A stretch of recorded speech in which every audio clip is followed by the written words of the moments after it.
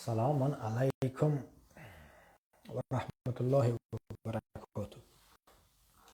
خدای با که تاسو جوړ په خیر تازه تکړه خدا کنه جوړ باشین خوب باشین سر کمیره کمک جوړ کړئ. How you guys doing? Hope someone's there. There you go. We've got Extreme here. Thank you for joining. How are you, sister? Good. So finally we get to talk and chat and hear countless stories of our guest and friend we were waiting for last week, but because he's been working with the resettlement programs of the new Afghan immigrants.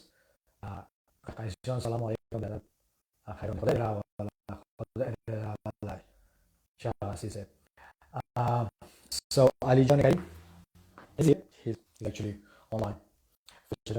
Assalamu alaikum wa rahmatullahi wa barakatuh. And of course, there's not enough that I can say about this man here. He's a doctor, he's a filmmaker, he's an angel. Can I say CEO? He runs the show. He runs the show. So it's called globalshout.org. You can go check their website out, globalshout.org, and there's social media. He's a filmmaker who's traveled 76 countries in 3 years. He's made a film called The Backpacking Doc, because he's MD, he's a medical doctor in the United States. And we're going to be hearing his stories and his experiences, even though it wouldn't be enough for us in this very short time, but we will try to get as much as we can. Welcome, salam. Some static background noise. Could be just my voice. I'm not sure, but thank you very much for pointing that out. Static. Okay. Let's try this. Hopefully that should do. I've been awake for 23 hours now, so yeah, there might be some mistakes, some here and there stuff, but do apologize. I do apologize. So yes, so without further ado, I wanted to point out some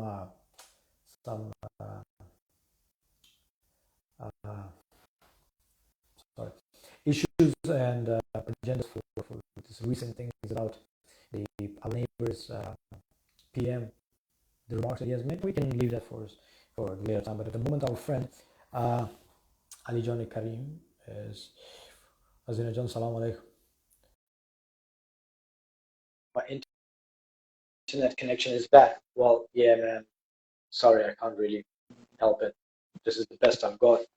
So, Ali Karim, salam alaikum. Salam alaikum. How are you doing, brother? Good, man. Look at your hair, bro. Yeah, this is it's getting out of hand. It's getting out of hand, man. This is well, I'm going to the hair cutter right after this at like midnight. I'm gonna get a personal appointment. Really? You shouldn't, bro. That's like a atan hair, man. That's perfect atan hair, man. You gotta keep that on, brother. Yeah. How you been, bro? I'm gonna own it. Don't worry. You already do. It. How you been, bro? It suits How you, you bro. been? It's been a while. Yeah, good, man. Good. I know. How long has it been since we met for the first and the last time till now? When was it? I think it's been a solid over like 4 years. We met like summer of 2017 in Cairns. Was that? In Cairns, Australia, like in Cairns, right? I know. How weird was that? Hey, it was a good time. What was the name of the place where we met? I can remember it visually, but I don't know the. Yeah, it was called the Reef Hotel and Casino. That's right. I was there with I had just dived the Great Barrier Reef, I think, and which is not alive, by the way. The Great Barrier Reef is pretty gone. It's pretty gone, for all you guys wondering. There's no color there. So, but I was with a few like Japanese and Chinese friends that I'd met on the boat, and we were just hanging out. And I think I went out for a little air, and you were out there, and we just hit it off. I was like, "Where are you from?" I think, right? You're like Afghanistan. No I know. freaking way. So am I. Just, Yeah, yeah, bro. Because when you came in, I was actually wandering around just for the people who are watching us to know that I was working there. So, and then I saw this dude walk past with this group of exotic tourists, as we all knew, and I was like, this guy looks familiar, man. What is it about him? And then I went up to do my usual patrols on the smoking deck, and then I saw you there, and then we started speaking, and you said that, oh, where you from, bro? I said, Afghanistan. You said, oh, Afghanistan too. Oh, man. That was like the most unlikeliest place that you could randomly see an Afghan man. I mean, I was like, this is the corner of Australia. We're literally on the edge of this humongous ocean. You know, I'm not expecting to even see like other minorities, much less like an Afghan guy. Exactly. You know, and Afghan guy who works as a bouncer in a casino. Bouncer in a casino who's like in a rock band, who's doing some cool shit. Yeah. You know, I mean, it was nice to see. We used to, yeah. Nice to see. Yeah, man. That was good. And since then I followed you and your journey on Facebook. So how far were you into your whole journey back then? Yeah, so were you in your first year? I left Thanksgiving of 2016. You know, I quit my job like 2 weeks after. I'm a doctor, for anybody who doesn't know. And I quit my job in the hospital like 2 weeks after Trump won the election, actually. I was over it. I'm like, I can't do this. And I left on this journey to try to like film this documentary series around the world and educate people about what's happening in the rest of the world. And I think I'd been gone for a solid 8 or 9 months, traveling, backpacking alone. Australia was probably country number 20 something. I can't remember the exact number, but at that point I traveled through most of Asia and got to Australia and just wanted to kind of learn what's going on out there. And when I got there and met you, you know, it was just, it's very interesting. That was good. You know, you wouldn't know that unless you go out there. You know, you wouldn't know that there's like an Afghan guy in Cairns unless you actually go out there and you talk to people. Yeah, true, man. Because we have this connection. We see our own people, and somehow we're like, he or she looks like, you know, familiar somehow. And then once you get to know that, oh, they're actually from Afghanistan, nothing else matters. They're from Afghanistan, and that's it. You know, we know each other. Right. You know, you just make this instant connection. Beautiful, man. All right. So of course we're gonna talk about all that and what you do, what you did, and why you did, and all that, man. There's a lot to talk about. So before taking a lot of your time, because I know it's pretty late, we'll just get into our rapid fire round, which is kind of an icebreaker. So we'll just ask you some quick questions and you can answer that whatever first thing comes on your mind. So Mr. Ali Karim MD Saib, are you ready? I'm ready. Let's do this. You're ready. Let's do this. All right. So if you could travel back in time and you could meet one historical figure, who would you meet and what would you ask? I would meet Genghis Khan. And I would Genghis Khan, okay. And I would ask him, why did you choose to allow people that you conquered to continue to live their lives the way they were living them before? What made you decide to be tolerant once you conquered? Because I think that will give the answer as to why he was so successful in expanding his empire the way that he did. I always want to get into the minds of people that we necessarily don't think were the greatest people in the world in terms of how they treated others. But I want to know, if you study the history of Genghis Khan, you know he was a traveler, you know he was a conqueror, you know he was a leader and a warrior and a strategist. But I want to know why he was tolerant. Why, once he took over these places, why was he tolerating these other cultures, allowing these other religions to continue to practice what they were, like Muslims, like Christians, like ancient pagan, you know, religions, etc. Because by doing that, it allowed him to continue to expand. And it was just very forward thinking for the time. Nobody of his time or predating him was ever that strategic in their expansive attempts to take over other nations.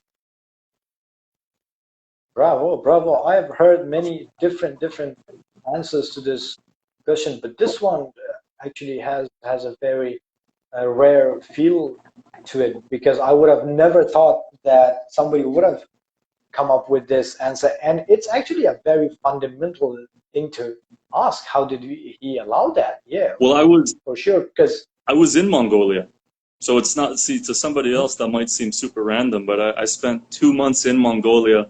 It's actually, this was like over 2 years into my trip, and I ran out of money in Mongolia.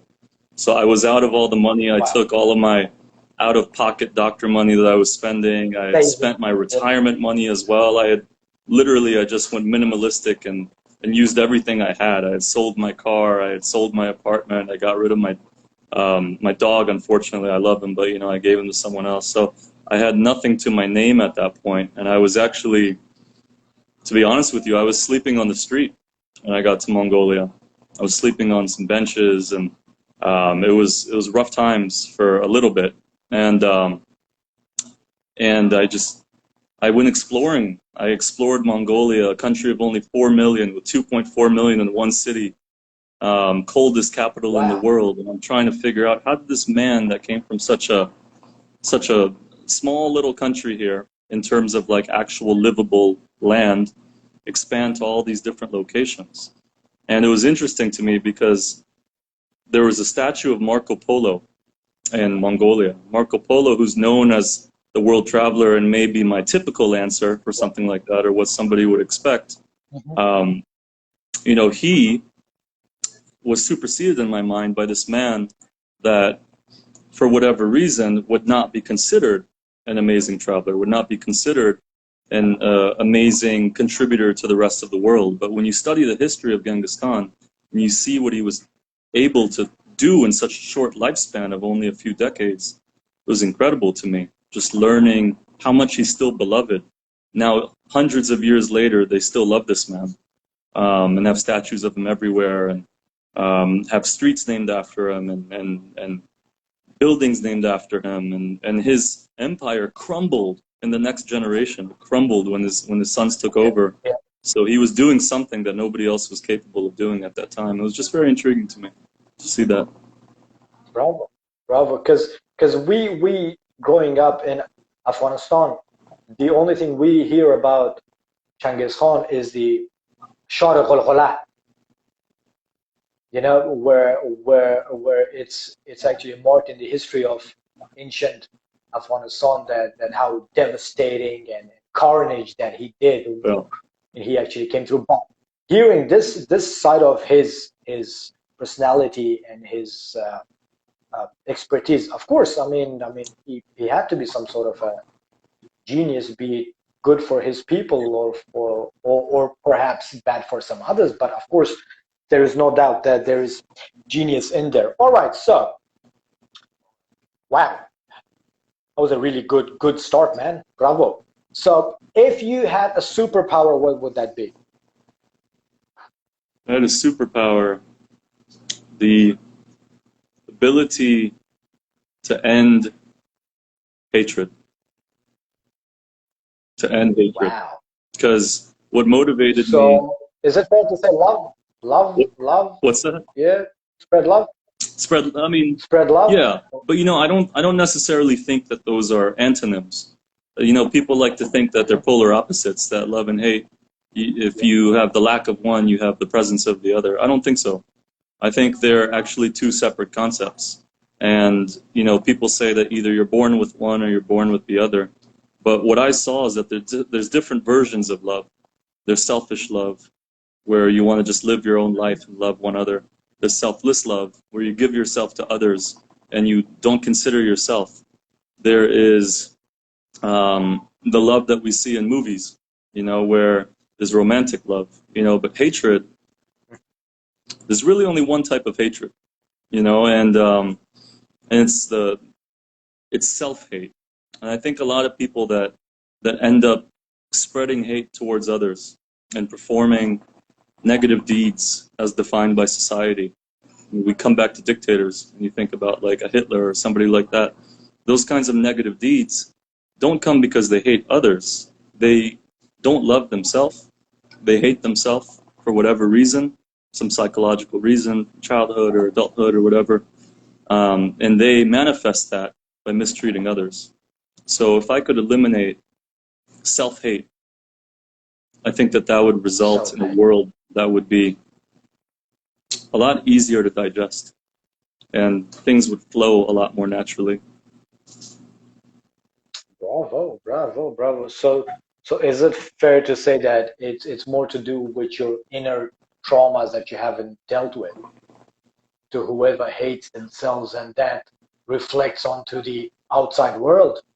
I think so. I mean, I could be off on that, but this is just anecdotally what I've seen from being a physician, from being a world traveler, from filming these documentary episodes in conflict zone areas, you know, seeing the hatred between North and South Korea when I was filming there, interviewing the North Koreans who had left for South Korea, and the way they felt about their former country and the way they were treated.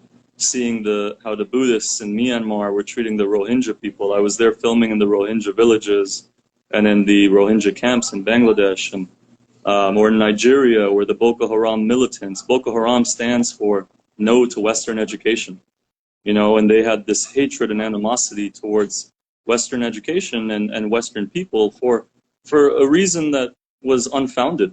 You know, it didn't affect them personally, but for whatever reason, they had this animosity, and that manifested in them kidnapping girls from school when all they wanted to do was learn and educate themselves. And we went there, and I interviewed some of the girls, and we sent them to school through my NGO Global Shout, and now they have their degrees. And you know, I'm trying to counteract some of this self-hate through some of the work that I've been doing.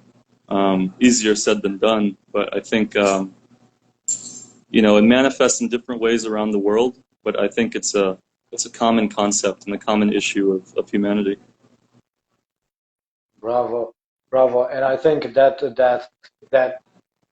Afghan saying, that proverb, goes very well with what you are doing, is that qatra qatra daryo mesha, drop by drop you'll have an ocean. So you have started something, you're working on it, and inshallah it'll be an ocean of no hatred. Ocean of no hatred, flood the whole world. Bravo, bravo. God bless you, brother. Do you play music? Are you a musician? Do you play music? Man, I played guitar like in high school. I played flamenco guitar. Okay, the real guitar. I can't join your band. You know, maybe I can be like the hype man. I can wear like a jumpsuit on the side and just like run in place, and you know, just be that goofy member of your band or something, you know, but let my hair swing in the wind. Huh?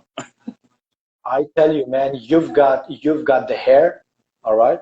You've got the hair. And all you have to do is get a distortion pedal. You don't even have to tune your guitar. Grab a distortion pedal, turn it all the way to 11, as we say, 11. That's it. That was our band, my friend. And that's how we made it to the Rolling Stones, Metal Hammer, this and that. All right, so that's how we did it back. I'll be the distortion pedal dude. Done. That's it, man. That's what we want. Just call me that. Be like, this is distortion pedal dude. This is not Ali. This is not the backpacking guy. It's not the doctor. Distortion pedal guy. That, man. You've got a new title there. There it is, the distortion pedal guy. I'll just hold a flamenco guitar and pretend I'm strumming it and just be distortion pedal guy. Yeah, there you go. All right, beautiful. So, what do you think, as in human nature, for human nature, if we could look between greed or hunger, which is more fundamental problem? Say that one more time. What between greed and hunger? I missed the word. So if we could see which is more fundamental as a problem, fundamental problem in human nature, is it greed or it could be hunger? Anger or hunger? Hunger. Hunger. Hunger. what drives you to those extreme peaks of doing a lot of perhaps bad deeds?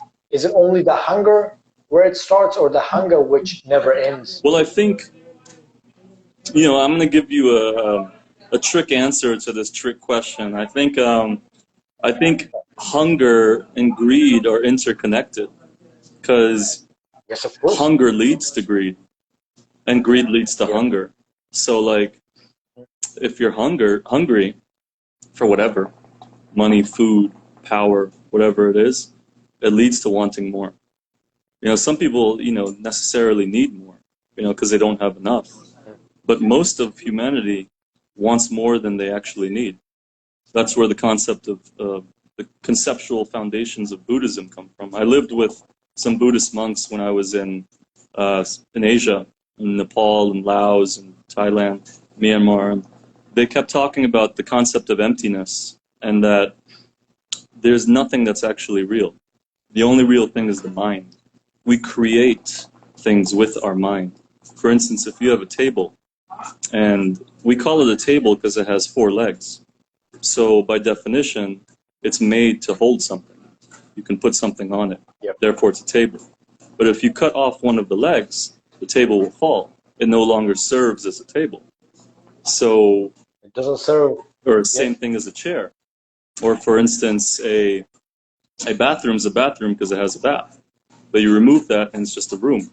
So everything that we have created is defined by our own minds. And the only thing that actually exists is our mind.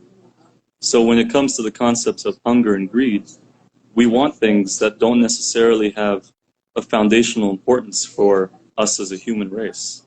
They're just things that society has told us that we want and we need. And this is why you have pain. This is why you have suffering. So if people can let go of greed, if they can let go of hunger, they will actually achieve true happiness and nirvana. Bravo. So, because when we talk about hunger, because there are some essential aspects of hunger as well, right? That you have to eat, that you have to have your feet covered, that you have to have your body, you have to have something on your body if it's winter or if it's raining, you have to have a roof, right? Exactly. But when it comes to that's those essential hunger, exactly, for to live as a human or to actually survive. But then when it becomes greed, you have all our own Afghan people or even overseas, that they will not actually sit down with just one car, but they want 10 cars. Exactly. You know, that's where it keeps going on. Otherwise, that one car would have served the purpose of your hunger, that you had to travel and you need it for your daily life. But you need 10, right? So I think it starts, I think the fundamental thing, as you said, it starts with hunger, for sure. But the problem arises when you actually can't understand where is the limit to stop it, you know, and you keep going on and on and on and on. And that's how the rest, we all can see it today. And Afghanistan, beautifully answered, brother. I think you did answer that previously, maybe in a part, but I will ask it anyways. What is that disease which cannot be treated by medical science, but only prayer and meditation can cure?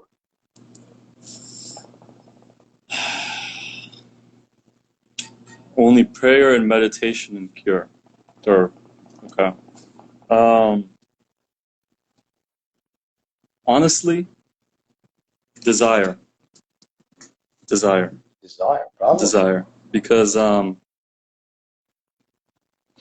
when you think about, by the way, I may have to switch to my other phone, just so you know, my battery is a little bit on the lower side.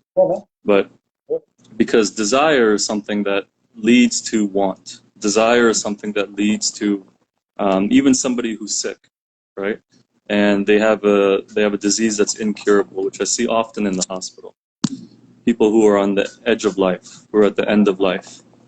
They, rather than accepting that this is the natural path of how things go, that, you know, they may be on the edge of what is normal in life, which is death.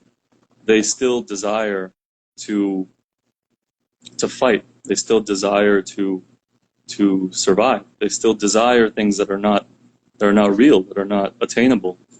And if I've seen a lot of anger as a result of that. I've seen people be angry because their life is coming to an end. I've seen families angry because they weren't around for their family members before it was time for them to go. You know, and desire often led them astray. You know, if we can cure that through acceptance, through prayer, through you know, rationality, and stop relying on things that are man-made, things that are not yet perfected, such as science. You know, we don't have all the answers yet, you know, but we think we do. Humanity likes to think they always have the answers. The world is flat. No, the world is round. Yep. You know, if we accept that we're limited in our understanding and we're limited in our ability to fight and overcome everything and to want everything and achieve everything and get everything that we think we need, I think that is something that I think can be cured through just rational means rather than science, as you say. Let me, while you respond to that, do you mind if I'm going to try to sign in on this other side? Is that okay? Because I don't want to cut you off on this. Sure. Not a problem. I'll be here. Let me pull you up here. For somebody who's making a documentary, I'm horrible at social media, so I apologize for that. But you're just humble, man. Yeah. So that question or comment is actually a compliment for you from White Coat Student. That's their handler name on Insta. You're the coolest physician. There you go. Of course. You are the coolest physician. There you go, my friend. You're the what? No doubt. What they say? You are the coolest. You are the coolest physician. No doubt, of course. Thank you. From White Coat Student. That's it. White Coat Student. All right. So, are you still trying to? Let me change your phone. Sorry, say that again. Okay. I couldn't hear you. Anyway.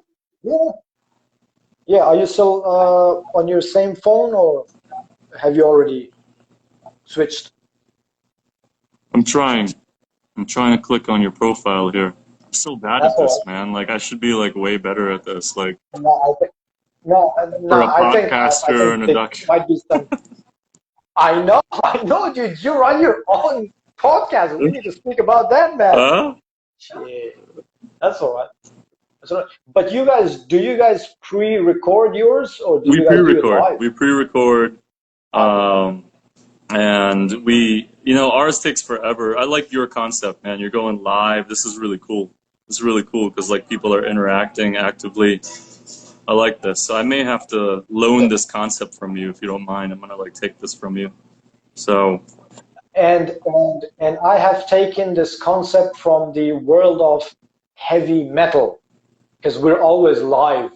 Whatever we do is just live. We need the audience. The audience feeds us.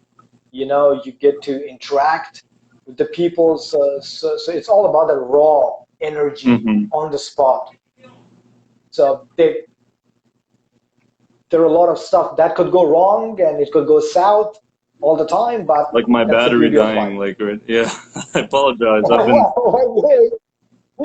I've been out all day helping the refugees get their homes and stuff. So like it's hard to charge when we're on the road. But that's it, man. I don't think anyone would be here blaming you for anything, because you are doing a deed that actually counts the most. So appreciate that a lot. All right, maybe we can get some of these questions before your battery actually dies. So tell us something quickly about your early life growing up. How did you get into medical science and filmmaking? So yeah, I mean, I'm Afghan American, and I grew up playing basketball, hanging out in America, being a regular kid. And when I traveled to, my parents were refugees, so that's kind of the concept. I grew up as this refugee kid, Afghan American hybrid kind of a thing. And then when I went to college, I did some volunteer work in India, and I saw like the suffering that was happening there, and I got motivated to become a doctor. So I went and became a doctor not because I wanted to really be a doctor, but I wanted to help people in need. So it was like a means to an end. Wow. To get to the point where I could have my own NGO, Global Shout. .org. There's my plug. Go check it out, everybody. And then, and in order to do this documentary where I traveled around the world and filmed in these dangerous conflict zones, and showing people like what you could do if you just get off the couch and you go help people. You don't necessarily need to limit yourself. There's no such thing as limits. Limits are something we create in our own mind. So I'm somebody who wasn't supposed to be successful. I went to like a regular public school. I'm the son of immigrants, refugees, and I'm now here like doing some great stuff, if I'm allowed to say that, just trying to help people, and it's very fulfilling, and I'm very thankful. I'm very thankful that I've been able to do this, because I should have just been a regular kid, that I don't know. I think I'm still regular, but like the point is like,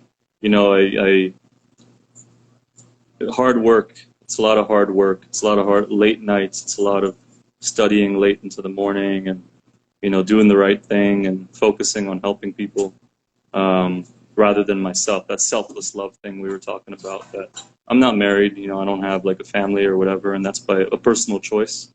So it's a lot of just like, and I'm 38, so I'm not young. So it's a lot of just dedicating to others rather than myself. And that's because of what I learned from my parents. Immigrants and refugees coming from Afghanistan, having it hard. The struggle is real, and seeing that and realizing I have to give back, you have to pay it forward. So over the years, as I saw the struggle of Muslims and Afghans and minorities, and just realized that if I don't do it, who else is going to do it? I just got to get up off the couch and do something about it. That's how movements start. That's how big things happen. Just start small. So that's, I don't know if that's the right answer to me, That is, but that's perfect, man. That is motivating, man, because I had a title for you called Mr. International, literally Mr. International.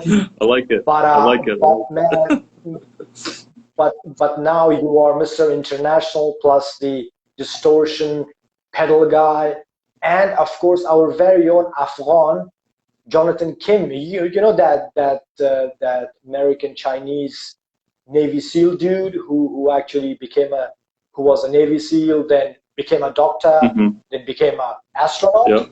I mean, we've got you, man. I mean, I don't think that he has seen the world as much as you have. Not even half of it. So I think, man, you will go, inshallah, places, and this is what gives us hope. Not just as a Afghan. Well, at the moment, I feel very much everything for Afghanistan only because I call myself proudly a nationalist. Yeah.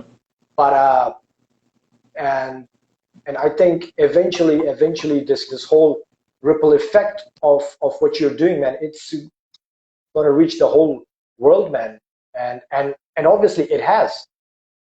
It has. I think his battery died, so we'll just wait. And if you guys got any question for our phenomenal friend here, Ali Karim, please put that in there. I turn off the comments only because the comments just distract me. I'm sorry. Yeah, but you can put your questions, comments, compliments to our guests, whatever, man. You can just put it there. Either we will read it while we're doing this, or we can do it at the very end. And this is Voices from the Mountains. Do check out Ali Karim's NGO, Global Shout, .org, Global Shout, that is. And obviously his Instagram, which he was on from Borderless Documentary. You can check out his actual film, which is called The Backpacking Doc for Doctor, DOC, The Backpacking Doc. 76 countries, man. I mean, this man has seen the world. This man has selflessly gone and given his blood. What is this man great specific? Canadian Extreme, my friend. Salam. Honestly, this has been a great talk. I don't have a specific question because the discussion is so engaging. Thank you very much. Thank you very much. Appreciate a lot for being here. Appreciate a lot for always being here. Our guest is a very phenomenal person. He's a very smart and heartfelt, spiritual, obviously, individual. So yeah, I mean, this is what we in Afghanistan, we have a very famous proverb from our very old ancestors saying that a boy transforms into a man in 3 situations. I mean, that just brings the man out of a boy. And the situation is either he goes to prison when he's very young, he joins the army when he's very young, or he travels alone when he's very young. That transforms you into a man. It means a complete human being because you experience all these things. You see the world and you meet different people, different cultures, and you find the empathy in yourself, not just for your own people, but humanity in general. We have a question. White coat student, yes. What's the hardest part of working in the front lines as a physician? For sure, once he comes back, hopefully he'll be able to. I will bring that question up, if not in the middle of our convo, but I will get that question answered, hopefully, inshallah, once he comes back. So yeah, I mean, why not? As I said, we have found our very own Jonathan Kim. He's like, just imagine, I wasn't a very smart kid, but I was into computers a lot. I was into programming a lot. I was into graphics a lot from very young age, from very early on. People used to make fun of me for being that young and small and tiny and being with all these big men in the same classroom, and I knew a lot more than them. But I could have never thought that I could become a medical doctor, a physician, and then just do that, not because a lot of people do that because they want, that's their childhood dream to do that, and that drives you because it's one of those very difficult career paths to actually choose. But this man, Ali Karim, he just chose to go through that suffering of academia only because his aim was to help people selflessly. Just imagine the dude sold his car and left his dog, and he was homeless only because he wanted to cover the world that we live in and try to absorb and try to share everyone's stories. And I'm pretty sure that he has been able to in his documentary series called The Backpacking Doc, or the Borderless documentary. And of course, his podcast is Borderless documentary as well. He's got a TikTok as well. He just said he's not good into this social media thing, but he's all over the place. So Facebook, IG, TikTok, and his website, obviously.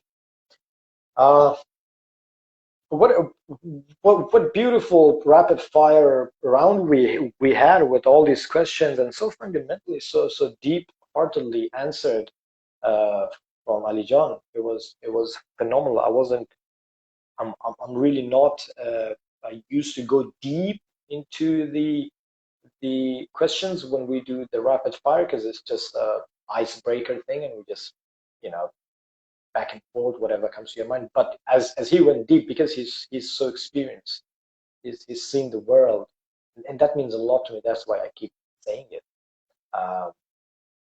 And that he answers with depth, in depth, and you can feel it, and that brings more questions. Will you link his info under the description of this video once it's posted?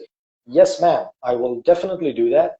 But even for now, when I had actually announced the very original episode, if you look into the description of that announcement, you will see all these links for his podcast, for his IG, for his Facebook, for Global Shout, his NGO. All those links should be there. But I will still post them under this episode as well.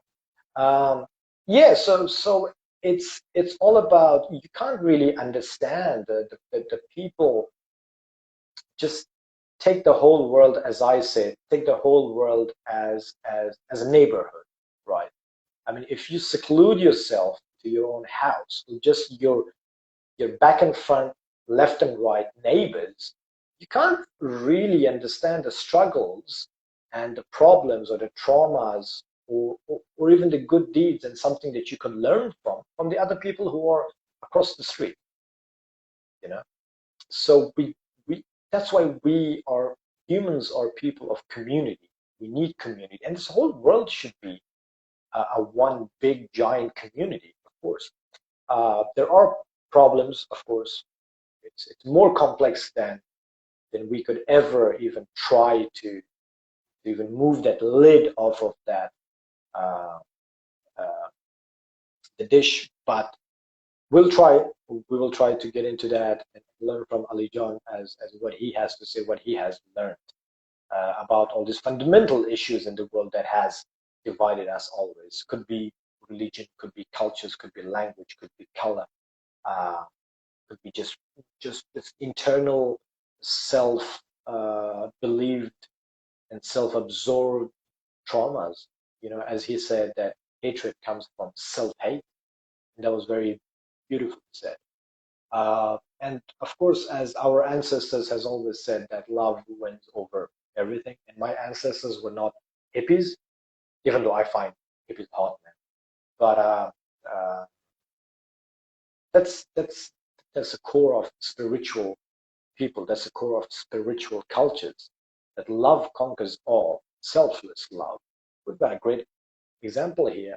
Our guest, Ali John, he's got selfless love. He has left everything. He could have been a very successful physician in his field, maybe with masters and doctorates and whatnot. He could be a specialist in something, made a lot of money and great cars and a great house and whatnot. But you know, as he said, and I totally agree, it takes big balls to even say that. Forget about acting on it, that he is actually doing it. Is that you need to forget everything that feeds you personally, but you have to go selfless, and you have to help the people, because at the end of the day we all die. At the end of the day we will be nothing. The only thing which goes with us in that little space in earth, if we're even lucky to get that, it's just a white cloth. And what's outside that is that how would people remember you? You know, it's all about community work. It's all about how you have treated the humans, humans around you, maybe close or far. You know, how did you assist? How did you serve? You know, because in Dari, in Afghanistan, in our one of our national languages, there is a quote which says, "Dal dal badas awar ke haj akbar." There's a whole story behind this, but the main concept and the whole juice of this quote, the story is that in order to achieve or take somebody's heart and appreciate that and embrace somebody's heart, it's way better than going to Mecca, which is the most sacred place for Muslims. That's Lord's house. So it's better to embrace somebody's heart rather than going to visit the God's house, because that's what God wants you to do. That's what our culture says. That's what Islam says. You know, it's to serve your people, because our people, we as humans, we are His creation. We were created out of love. So yeah, I mean, it's all about, as I said earlier, maybe I'm very nationalistic, but I've always been. I grew up in a family of nationalists, not really extreme, cruel, ruthless. nationalists, but we tend to protect our borders. We tend to protect our house, just like any of us. You know, when you're in your house and you have a family, you have a husband or a wife and kids, and you protect your house. You are a nationalist. You know, you don't really go out and try to shovel somebody else's backyard only because you don't like it and you don't have it. No, but you will not allow somebody else to come and take a dump on your front yard either. You know, you're not going to allow somebody to break into your house. You know, it could be your neighbor. You know, you're not going to allow them to break into your house. They can request to come in because they need something or blah blah blah blah blah. But you know, you will never allow them to kick in your door and just come in because they're your neighbors or they're your own people of religion or sects or culture or political belief or whatever. But you are a nationalist in your own house because your family matters the most. So there has been examples of extreme nationalism, which is you go out and you try to get this and this and this from the other people and try to ruin their lives and their situations and their countries and try to interfere in their affairs only to make shit better for yourself. No. We first start from our own home. We build our own home. We make our own home beautiful. I mean, if we could help out, why not? If we couldn't help out or nobody asking for the help, we're not going to go and steal somebody else's flowers from their garden and bring it home and plant it there. That's not nationalism. That's brutal theft. That's what the empires did, you know. And no, that's not. Nationalism is to care for your own family, and your own family should come first, no matter what. But then you will have people who are so selfless, they're so beyond all this political or ideological beliefs of nationalism, whatever, communism, socialism, liberals, Democrats, whatever, all that stuff. They're so beyond that, like Ali John, who looks at the bigger picture. You know, it's all about what goes around comes around. So in order to help people, that will bring help home as well. So there are some like us who just tend to be small people and we tend to just do service for our own home. And there are people so wise, so intellectually rich and smart, God bless, like Ali John, who are doing way more in a greater scale, in a bigger scale. You know? But you always need soldiers like us. You know, you always need soldiers like us who just tend to care about their own, because that's the only thing we can do. That's the best we can do. That's the highest point we can go, because we know. I think we need to make our own home perfect, or at least die trying. You know, use everyone. This is so until Ali John comes back on, because he was actually out, so he might have some issues with network and all that stuff. But in the start, I wanted to say something, is a point out a very simple thing. Continuing what I was saying is that when our neighbor, the Pakistani PM, Mr. Imran Khan, as I call him, the Clint Eastwood of Pakistan, he made the remarks about Afghan people actually never promoted, or they never want to, or that's not in their culture to educate their women. That's utterly ridiculous. History has the proof, so I don't have to say it.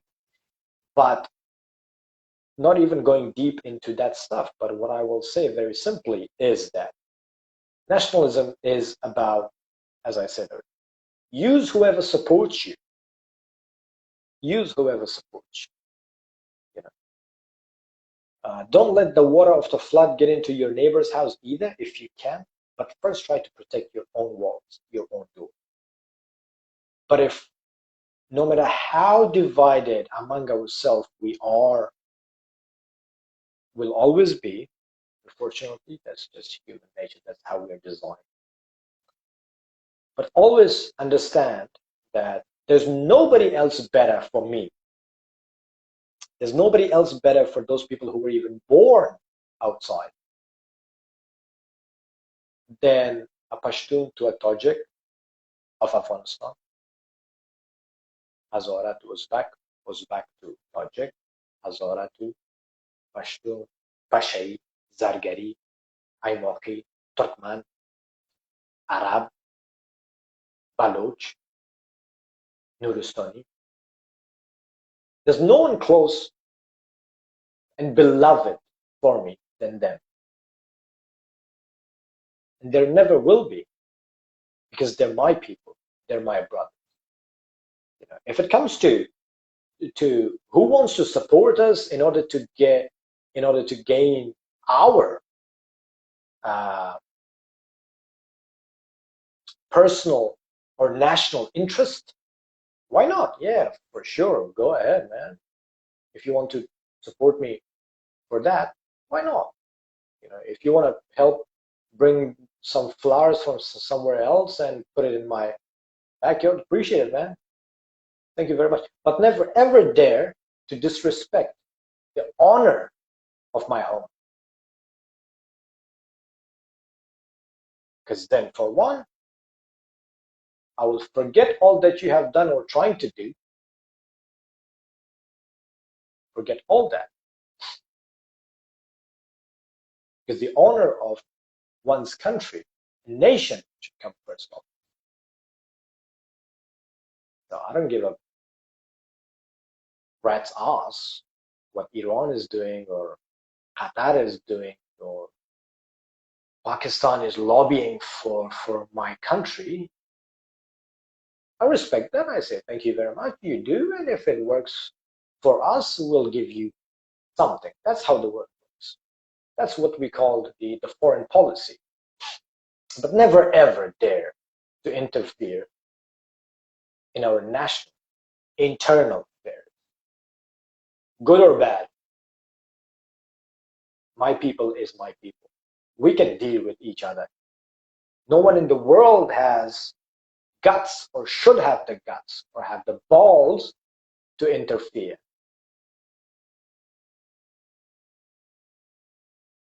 There we go. Ali John is back. Ali John is back. I'm sorry for somebody who wants to join the live. I'm sorry. Can't really do that for you, brother, because we plan these podcasts and we've got planned questions and comments. So I'm sorry about that. Here we go. Ali John, you look black and white, my friend. You look like checkered. Okay. Hey, dude. Same old rock star. Man. Same old rock star. Did just post entitlement. The rock star that has What no happened to you, battery. I'm good now, though. I'm good. We have a lot of battery now. Good. I'm on another phone Well, with like 90-something% battery. We're good to go. We're good to go. So I owe you about 15 minutes right there extra. Let's do it. Let's do it. Well, my friend, I'm here. I'm going on 24 hours now. No sleep. Really? Why? I'm loving this. What were you doing? Well, I was just partying, man. I'm a party dude, right? I mean, I'm almost 37 now, and I'm just a party man. I can't stop, man. I just party, and I did a 12-hour party at work because I was at work. So, yeah, I was awake, hit the gym, went to work, 12 hours, then boom, we're here. This is beautiful. How do you do it, This man? is beautiful. You are fun. What I do? A lot of Monster, a lot of Red Bull. I used to, bro. I used to be like a week ago, and it's been a week that I just cut down so harsh, so extreme.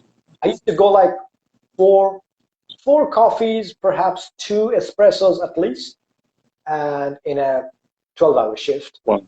and at least 2 big ass 500 ml Red Bulls, you know, and that was just a normal thing. And if I shouldn't even count the pre-workout. But now I just cut down, man. Last night was first time in this past week or 8 days that I had a coffee because I was so bad. Yeah. I need a couple lines of Coke. Well,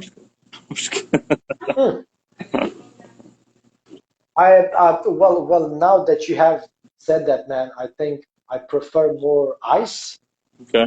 Vanilla ice. Okay. Vanilla ice. The wrapper, right? I prefer That's that. right. There you go. Ice baby. Ice baby. That's it, an ice baby. All right, sir. Okay. Where are we at? We were a little bit into your early life and how did you become a doctor and what made you start the filmmaking process.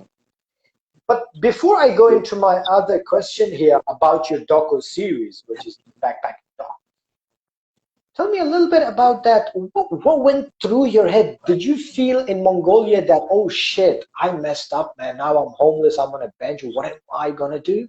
I mean, there was a few times on the trip where I was thinking, what the hell did I do? You know, like I quit this job that pays like pretty good money, right? I had a good life. I had like a penthouse apartment. Like I was living the life kind of a thing. And now I'm in the middle of nowhere, sleeping on a bench or whatever, and all by myself. Haven't seen my family in 3 years. Haven't seen my friends in 3 years. Haven't seen, I guess, what we call our civilization, right? Western civilization in 3 years. So I've been in these places that I shouldn't even know how to function. Every single day, every single week, I'm taking my 3 backpacks, one on the back, one on the front, one on the side, and traveling to a new city and a new town, just looking it up on the map and going, and it's like, it gets tiring after a while. Because, you know, tourism is fun. It's cool to like go see a new place and see like new sights, but after a while it becomes redundant. Like everything in life, it becomes repetitive. Whether you're living the 9 to 5, working the daily grind, the daily job, the family, the picket fence, the 1.5 dogs, you know, like whatever you're doing, you know, like even traveling, when you're just on the road every single day, it becomes the same thing over and over. New faces, new people, new countries, but it's tiring to have to meet new people all the time. It was great that I met you, you know, now we're friends forever and like we're doing this right now, but you know, you make these connections. However, it comes with a price. You lose connections back home. So, you know, I lost. So yeah. What was that motivated you still to keep going on that bench? Because I was on a mission. What was that moment? I was on a mission. Yeah. You know, I saw the hatred developing in America, the division between the political parties and the polarization of the people and the citizenry. And it occurred to me that something had to be done. This is not the America I'm used to, the one I grew up in, that, you know, accepts immigrants and says that we're all equal, you know, in the land of freedom and opportunity. No, this is a facade of what used to exist. So I was on a mission to go educate the masses through the power of mass media. What you're doing with these podcasts, with these live sessions, you're trying to educate people so they understand what else is out there and inspire and motivate and get them to be something bigger than they think they ever can be. And, you know, 70% of America doesn't have a passport. They don't even travel outside of the country. They don't go anywhere other than like Puerto Rico and like Cancun or something like that, you know, so they don't know what exists there. So the ignorance that manifests and uproots into their minds overwhelms any desire to accept and be open-minded and be tolerant of something that's even slightly different. The concept of alien, the concept of the Oriental overtakes any concept of group love and humanity and acceptance. And we are all the same, which was my motto through the whole thing that I was posting on Facebook or whatever. You know, so I couldn't just give up on that mission. The hardest things in this world require self-sacrifice, require you to say that you're willing to go against the norm, go against the grain, and believe in something that not everybody's going to support. So, no, Bravo. you know, it was hard, Thank you but I very wouldn't much. change it. Thank you very much. Bravo, bravo. about your backpacking, Docker. So if you could share with us an incident or experience which was that soul enlightening experience which made it all worth, and you were like this is it, this is what I'm here for, this has the whole meaning of my journey. Has there, I'm pretty sure there has been a lot of those incident little experiences, but what was one that totally changed you, or made you more adamant that what I am doing, what I believe could actually happen and it worth it? I'm not sure there was one incident. You know, it was like a potpourri of different things that just led to a moment in time where you just make a decision. Like anybody in life, you know, when somebody decides to buy a new car, or when somebody decides to propose to another human being, or decides that they want to have a child, you know, it's a manifestation of your different life experiences leading up to a moment of truth where you decide to dive into the deep end.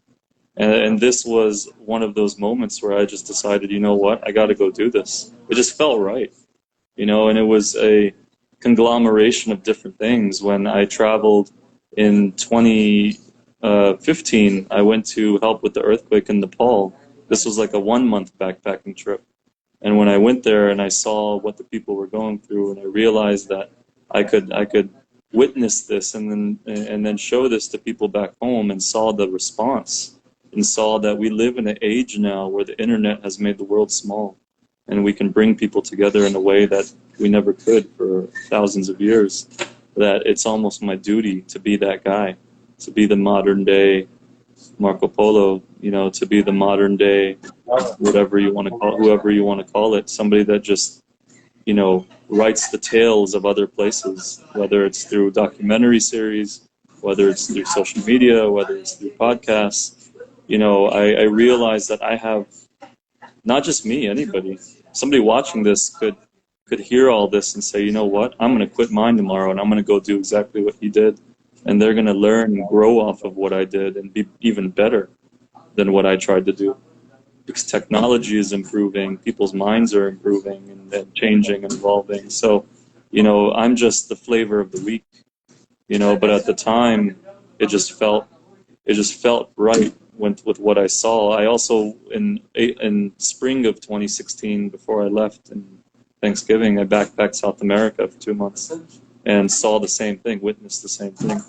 Of, you know, I was helping with the earthquake in Ecuador, and I remember we were going door to door. I went there with the U.S. military. They escorted us via the roads because the airport was destroyed by the earthquake. So we went for 8 hours, accompanied by ATF agents and by like DEA and U.S. Embassy and stuff like that.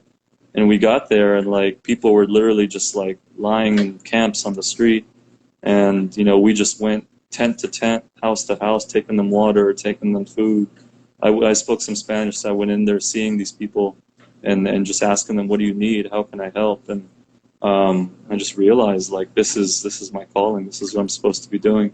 So then when I went back home and I started working in the hospital setting again, where it's all business and it's about money making, and when are you going to discharge this patient? And, you know, the patients are complaining because their food is cold and things like that.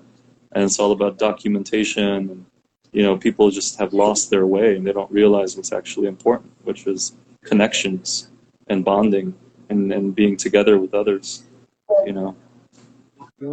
Was this one of those factors, that losing the connection and the bonding of oneself, and the connection between this whole human love, you know, this whole humanity having for each other? Was it one of the reasons, perhaps, in the back of your head, that you didn't only concentrate on Afghanistan, which was the flavor of the season, actually, not just a week, for quite a while, especially for Afghan diaspora, especially if somebody who was so qualified and skilled, there could have been a very big scope for you to be there. But you decided to go throughout the world and share this help and empathy. What was that? Where did you choose that? I think Afghanistan's been the flavor of 42 years. You know, it's the longest running, like, continuous collection of wars. That's one big war, you know, for the and this, the amount of suffering, 2.5 million Afghans dead, millions more migrants, refugees, others suffering now in the country, 40 million people with a ruined economy and inflation, and now suffering under the Taliban rule of law. You know, I think Afghanistan, it's easy to choose, and I am Afghan American, so it's easy to choose. And I'm not saying I didn't want to choose it because it's easy to choose, but you know, humanity is humanity. Just because somebody is Ecuadorian or Nepali and I'm Afghan doesn't mean I can't help the Ecuadorian or the Nepali or the Papua New Guinean or the Timor-Leste people or the North Korean or the Rohingyas or the Chibok girls of Nigeria or the Filipinos of Marawi, where we filmed another episode in the battle zones where ISIS was fighting there. Or I did film in Afghanistan. Episode 5 of my 8-episode documentary series was in Afghanistan. You know, I talked to the Taliban. I talked to local schools and orphans and like the deputy minister of the interior, and like I got their stories too. It's not like I ignored my own country. You know, we're building a hospital in the green zone of Afghanistan with my NGO right now, which the Taliban unfortunately took over, but we're still trying to do that. So it's not that I didn't focus on them, but you know, we limit ourselves, and you know, oftentimes humans can be narrow-minded and cliquey. We can just focus on where we come from. We focus on the people that we feel like we have the most in common with, and we don't realize, or we don't want to take the initiative to think that we can go beyond our boundaries or limitations that were taught to us via both nature and nurture, and we can possibly expand and help everyone if we all come together. So it's not about like, I did help the Afghans, and it's part of the documentary, it's part of the NGO, and we're helping the Afghans right now settle into these homes every single day on a daily basis. I was doing that today too, but there's more out there. Because I only try to ask this not as in a way to be critical, but to know the understanding of a human being just like yourself, a person, a hero. I was speaking earlier when you were actually doing your own thing, is that there are some people like me who are so limited to themselves, so limited in their skills, or limited as a person in itself, we can't actually venture out. We've always been so focused on our little home, right? But then, as you said, there are people like yourself who has found the bigger picture, the bigger meaning of life, and doing things for humanity in general. Because you're very right. In a sense, Afghanistan had a lot of focus back then from all the sides of the world. But you went to places which was literally being ignored or wasn't even spoken about.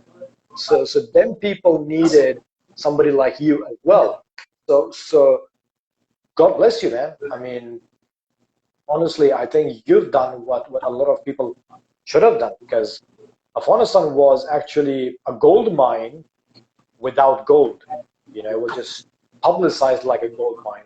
And a lot of people just went there and digged and just got whatever they could and boom, out, as we all can see right now. But you actually made a difference throughout the humanity. So thank you very much, man. What do you think? What was the fundamental factors of, like, you traveled, you said places like Timur and all these places, and most of the people will not even know. I didn't know about it until I came to Australia, and Timur is one of those very conflicted regions of the world, which is really dangerous as well. What is it that has been dividing us? Is there a fundamental, very core problem to it, or it's kind of a mishmash of a lot of things? Division amongst people. Yeah. I think division is due to perceived differences. I think people think because their color is different, or the religion or culture, or location or language. I think they believe that due to these differences, for some reason, they can't get along. But if you go beyond these fundamental differences, which we think are fundamental differences, but they're man-made. Once again, language is man-made. It's not like we're born with language. You know, like if you have a child tomorrow and they're born and you never talk to that child or they never hear language, they're not going to just speak Spanish all of a sudden. You know, if you don't tell them about the Quran or the Bible or the Torah, you know, they're not going to all of a sudden say, Allah Akbar. You know, they're not going to, that's taught at the end of the day. And even culture is taught. They're not going to wear a salwar kameez or something, like, unless everybody else around them is wearing that. They're not going to wear, you know, Levi's jeans unless everybody else is wearing that. So I think a lot of what we perceive as differences are created by our own minds. It comes back to the Buddhism concept of emptiness, that these are things that we think that we need to do because society and the image of society makes us believe, or we're taught these things by parents or by whomever. But if you truly go down to the core and you see what truly moves us, a woman from Zimbabwe and a woman from Russia are both going to fight for their child if their life is at risk. You know, they're both going to want their child to go to school. They're both going to want their child to be raised well. They're both going to want love from a significant other. You know, like these are all things that are the true foundation of humanity, and it's what makes us different from animals. It's what makes us different from plants. What makes us different from not even animals have some of that. You know, so like. Yeah, you know, so I think at our core, we need to realize that what we perceive as differences are not true differences, and in reality, our foundation as humans are actually very similar. And that's what results in division, is perceived differences. Bravo. Perceived differences. Man, that's deep, man. That's deep. I think you have grown this hair with just wisdom, man. No oil, no shampoo, no creams. It's just wisdom. All your hair, man. So, I mean, I did shampoo it like, I shampooed it like a day ago or something like that. Don't worry. Shampoo. It looks good, man. It looks shiny, man. Shampoo of wisdom. That's it. Bravo. God bless you, man. Little bit, tell us about post-August 15 Afghanistan. I know that you were involved in evacuations as well. Was that directly from Afghanistan or midway, Qatar? And what did you actually experience? Yeah, so, you know, when that all went down, I had my NGO, Global Shout, and I actually decided that I'm going to go on the flights to Ramstein and to Qatar and bring them back and serve as the doctor on the flights and bring them back here, which I did multiple times. And, you know, that was I wouldn't say difficult, but it was an interesting experience. It was a moving experience because I was looking at these people and thinking, those are my parents 40 years ago, you know. And we were able to do that successfully, bring a lot of people back, and I exchanged numbers with a lot of them, and you know, I've been in touch, figuring out where they're landing, where they're settling, and now we're helping them. You know, now we've mobilized many people in the region, volunteers, employees, etc. We're doing clothing drives and furniture drives, etc., with local organizations, and we've settled maybe over 30 families, maybe like 150 to 200 people total so far. And we're growing, and we got a big $5,000 donation today, actually. So that was a big deal. And, you know, a U.S. senator helped us settle a family the other day, so that's a big deal as well. So it's getting bigger, and we're helping more and more people. And these people, you know, you can imagine they're coming here. They don't speak the language. They don't have jobs. They don't have work permits. They don't have social security numbers. They don't know where to live. They don't know what city is good for them, what to do when they get to the cities. They don't speak English, so they got to get English classes. They got to get driver's permits and licenses. They can't afford cars, so how do they get places? No transport. They have to get Medicaid cards, and then, you know, make sure that they get well checks and make sure they're healthy traveling from over there. The children have to go to school. You know, there's so many different elements to this, and we're trying to help with every aspect of it as much as we can. So it's you know, it's kind of like my responsibility. I feel like I have to do it.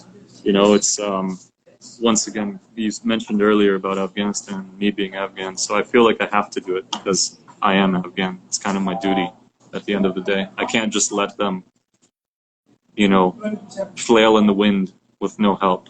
I have to be there. I have to be their crutch. I have to be their foundation so they can thrive and their children can have the opportunities that I got when my parents came here. God bless. God bless. MashaAllah.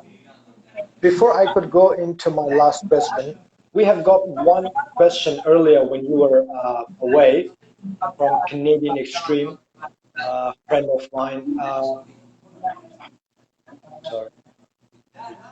Okay, so she states, will you, oh no, sorry, it was about, it was about, okay, it was actually about a white coat student. What's the hardest part of working in the front lines as a physician?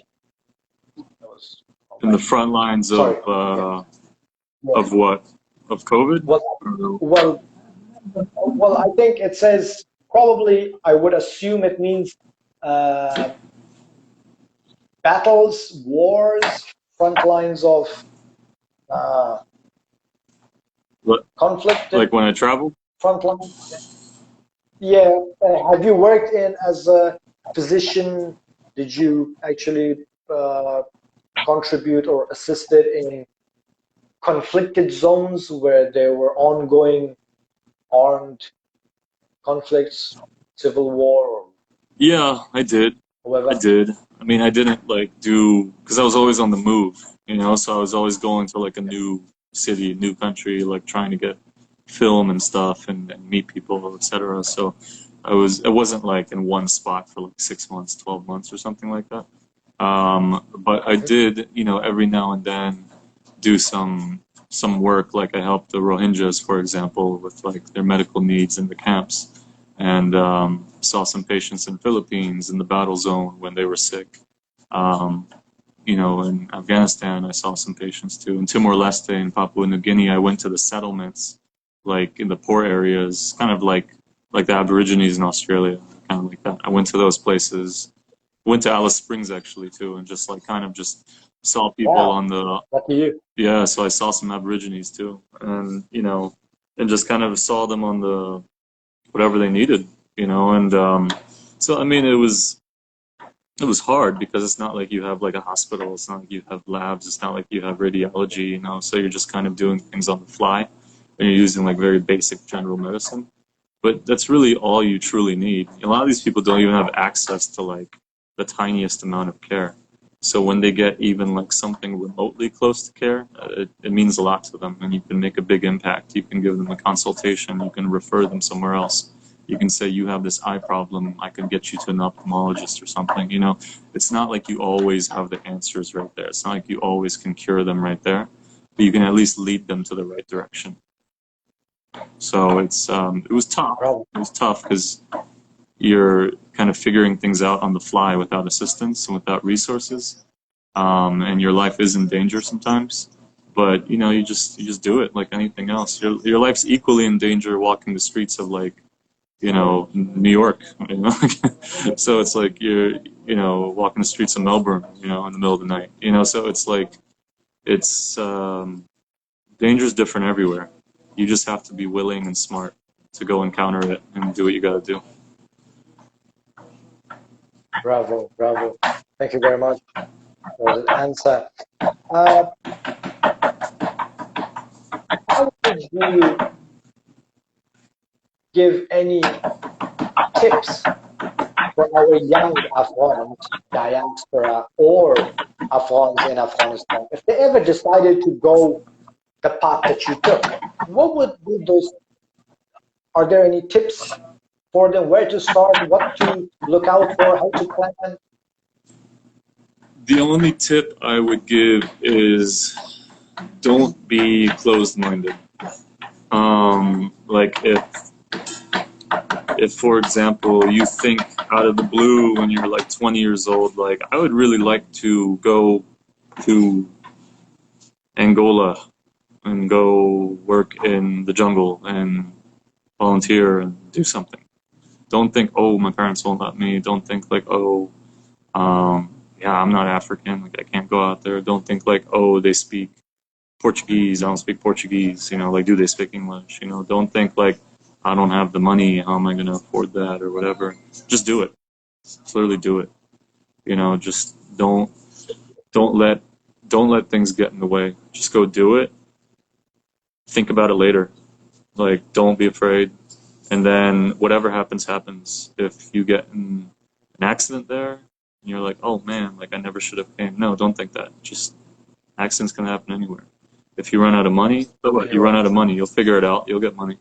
You know, if you don't speak Portuguese and everybody around you speaks Portuguese, just use hand signals. You know, like I use hand signals in 70-something countries. You know, to communicate. So it's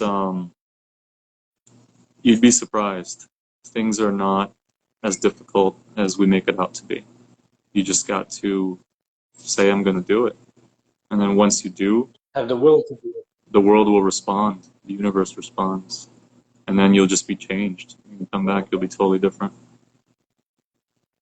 Bravo, bravo. God bless, God bless. Thank you very much. If I could ask you, so you use hand signals for 70-something countries. Is this the same everywhere or no? That is the same everywhere? everywhere. Yeah. That is the same everywhere. Okay, except I think India, where we have heard that Kana kake jana, that you have to eat food and then go. Okay, probably. You never know. You never know. There must be some new meanings. At last, coming back to our own country and our own people, all this chaos, past 40, 50 years of chaos, how much of it has been actually our own fault, regardless of foreign interference, our own fault, and what we can do to make it better today? 100% our own fault. 100%. And I can give you politics all day long. I can sit here and we can have a whole 2-hour talk just about the messed up things that this country did. You know, but that's just like, that's like saying, oh yeah, you know, like I never got anywhere, that's my parents' fault. Or like, you know, this relationship's horrible, it's my girlfriend's fault. You know, no, it's us. You know, and the reason is that we can't seem to come together. You know, it's a lot of division, ethnic division, you know, gossip, jealousy, laziness. There's a lot of what we call the vices which exist in our culture, unfortunately. If we can learn to appreciate one another, come together, not worry about what state we're from, what ethnic minority we're from, not if it's Sunni or Shia or whatever. You know, if we can just come together and just say we're Afghan, watch, change will happen. And then nobody can stop it. That's it. Bravo, bravo. So we gotta change ourselves. We gotta accept each other with love, and we gotta count our own first, and then the rest. Bravo, Ali Karim, bro. I think this was one of the most informative, intellectually rich, and so productive episode that I've done for all these episodes on both of my podcasts that I've done. Any last words? Any last tips? Any last words for our people today, at least? Khuda na khwasta, you should live 100 of years, young and healthy. Any last words for humanity in general, or our Afghans, young or old? Anything you want to say? I mean, not really. Just get your act together. Okay. Get your act Fair together. enough. Fair enough. This is so Afghani dad, right? I mean, we say that if Afghani's child runs and falls, the dad will not go first. Oh, son, are you okay? You hurt him? We're like, Yeah. are you fucking blind? Can't you freaking see? Where would you run? Where are you looking? So yeah, get your act together. That's it, man. That's it. To the point, on the point. And That's it. and now for witnesses to see, I'm gonna need you and your band to make a song for the soundtrack to the series. Okay, you have witnesses now. For your series. Yeah, you're gonna have to contribute to the soundtrack. You're gonna have to make a song for the series. All right. Look, man. Look, I will promise you that I'm ready for you. Even though I haven't played guitar since I left the band in 2011. I left the band, and I haven't touched it yet. But the band got dissolved anyways, so it's pretty impossible to bring them together. But I will promise you, I will talk to each and every one of them. I will promise you this, okay? I'll talk to each and every one of them. At least I will try to find them, and I will put this proposition in front of them. And if they wanted to do it, Nur Allah Nur. If they're not, I will put something together and present it to you, and then you can add your flamenco distortion pedals on it and make it rock, brother. There you go. Deal. That's my promise Deal. to you. We got a deal. God bless. Keep that hair going, brother. Keep that hair going. Keep that spirit going. Keep that soul alive and enlightened as it is, because it's gonna shine a lot of people's lives, and what you have already done, but you're doing more specifically for your own people, for our people, Afghan. They're gonna look at you, individuals like you, young people like you, and they're gonna be motivated, and they're gonna be inspired, and they're gonna have this hope of, all right, we have people who actually care for us. We have people who understand us. We have people who can, regardless and selflessly, they care for us and they want to help us, and they're our own people. So thank you very much. Please keep it up. We would, and this is very Afghani, but we would like to see your kids as well. So inshallah, maybe get into it, get some time for yourself as well. Give us some more of Ali John's, so they could go and conquer the world with the superpower of removing hatred. Inshallah. Thank you, man. Thank you for the opportunity. This is great. You know, you're doing a wonderful thing. So keep it up. I'm on it. Keep it up, and I'm on it. I'll be looking forward to that song. Distortion guy's ready for that song. So we'll That's it. Bravo. We'll talk again soon, I love man. it. And thank you, everybody who listened and watched. Take care, everybody. God bless. Thank you very much. This is Ali Karim from Borderless Documentaries and Backpackers Doc and Shoutout.org. This is Lamar from Voices from the Mountains. Thank you very much for tuning in. Assalamu alaikum. Shab bakhair. Good day. Good night. Assalamu alaikum. Thank you, brother. See you.